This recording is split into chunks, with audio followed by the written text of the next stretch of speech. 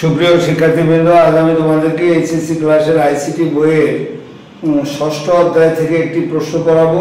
প্রশ্নটি হলো এসকিউএল নিয়ে পড়াবো। এসকিউএল জিনিসটা কি সেটা সম্পর্কে আমি পড়াবো। দেখো, এসকিউএল এটা ইম্পর্টেন্ট খুব। এসকিউএল কে আমরা পূর্ণ নাম হলো স্ট্রাকচার্ড কোয়েরি ল্যাঙ্গুয়েজ।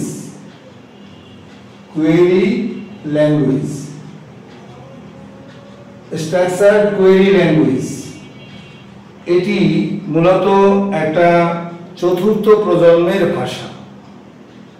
এই এসকিউএলটা ইংরেজি ভাষার মতো একটি ভাষা বলে, তো এটিকে আমরা আমাদের সাধারণ ইংরেজি জানা মানুষও এসকিউএল ব্যবহার করে মূলত কাজ করতে পারে। তো এটি আরডিবিএমএস, অর্থাৎ আরডিবিএমএস এর অর্থ হলো RDBMS relational database management system. Relational database management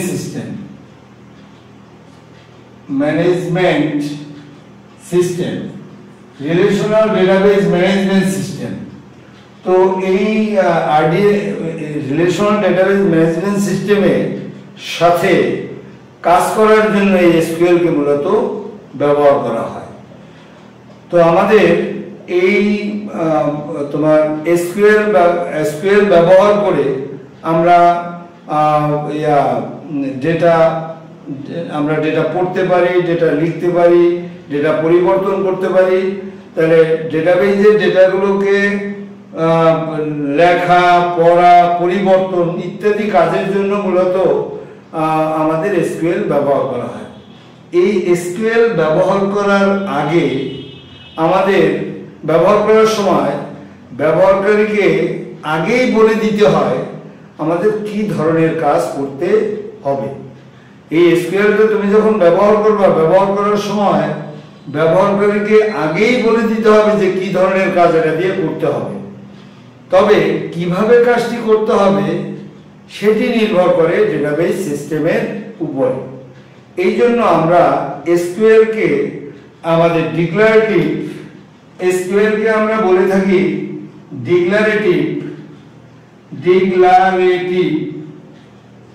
declarative programming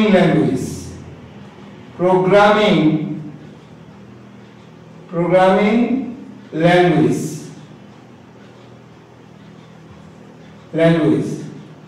আর আমাদের সি এবং সি ভাষার মতো আমরা যে পঞ্চম অধ্যায় সি ভাষা ব্যবহার করি, বা সি এর মতো যে কোনো ভাষাকে আমরা প্রসিডিউরাল, সি এর মতো ভাষাকে আমরা প্রসিডিউরাল প্রোগ্রামিং ল্যাঙ্গুয়েজ বলে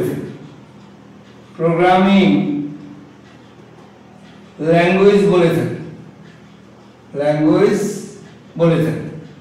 তো এইগুলো আমরা মুখস্থ রাখবো যে এসকিউএল কে ডিক্লারেটিভ প্রোগ্রামিং ল্যাঙ্গুয়েজ বলে, আর সি এবং সি এর মতো ভাষাকে আমরা প্রসিডিউরাল প্রোগ্রামিং ল্যাঙ্গুয়েজ বলে থাকি।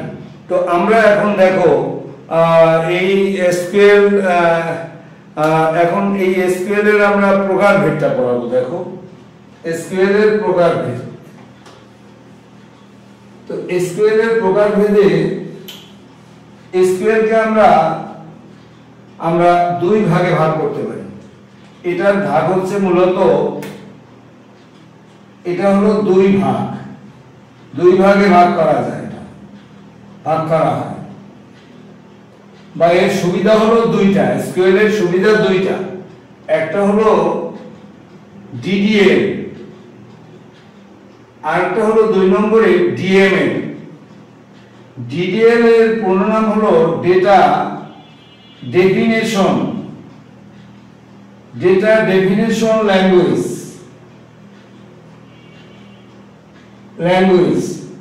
আর এই ডিএমএল হলো ডেটা ম্যানিপুলেশন ম্যানিপুলেশন ল্যাঙ্গুয়েজ। এখন আমরা এই ডিডিএল নিয়ে আমরা একটু ব্যাখ্যা দেব। তো ডিডিএল এর ব্যাখ্যাতে হলো, দেখো আমাদের ডিডিএল এ হলো ডেটাবেস টেবিল তৈরি।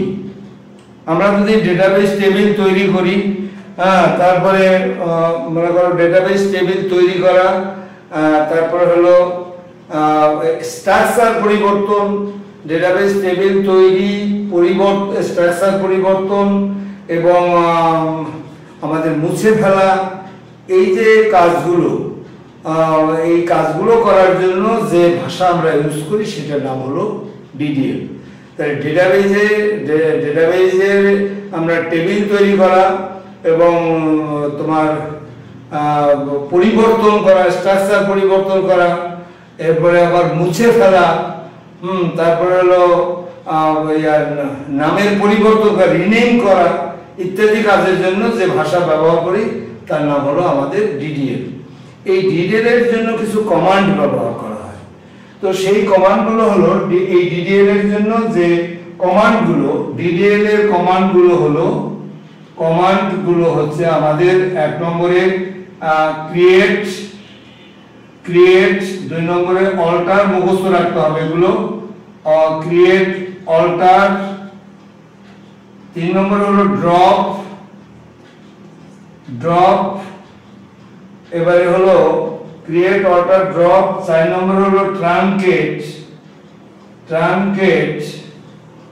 5 নম্বরে হলো রিনেম। এগুলো হলো এই কমান্ডগুলো ব্যবহার করে আমরা বিভিন্ন কার্য সম্পন্ন করে থাকি। এই হলো ডিডিএল। এবারে হলো আমাদের ডিএমএল। এবারে ডিএমএলটা হলো আমাদের হলো, আমরা বলেছি যে ডেটাবেস টেবিল থেকে ডেটা পড়া, ডেটা আমি পড়বো, পরিবর্তন করব এবং মুছে ফেলবো। ডেটাবেস টেবিল থেকে ডেটা পড়া, পরিবর্তন এবং মুছে ফেলা ইত্যাদি করার জন্য ব্যবহৃত ভাষাকে আমরা বলে থাকি ডিএমএল। এই ডিএমএলটাও কতগুলো কমান্ডের, এক্ষেত্রেও কতগুলো কমান্ড আছে আমাদের। সেই কমান্ডগুলো হলো, ডিএমএল এর কমান্ডগুলো মুখস্থ করবে। ইনসার্ট, 1 নম্বরে হলো ইনসার্ট, 2 নম্বরে হলো ইনসার্ট ডিলিট, আর হলো 3 নম্বরে হলো সিলেক্ট, এবারে 4 নম্বরে হলো আপডেট। এই ইনসার্ট, ডিলিট, সিলেক্ট, আপডেট এগুলো হলো আমাদের ডিএমএল এর কমান্ড। আর ওইখানে আমরা ডিডিএল এর কমান্ড দিয়েছি ক্রিয়েট, অল্টার, ড্রপ, ট্রানকেট, রিনেম। এই জিনিসগুলো তোমরা সুন্দর করে মুখস্থ রাখবা। সকলকে অনেক ধন্যবাদ। আমার ভিডিও ভালো লাগলে এটাকে লাইক এবং সাবস্ক্রাইব করবে।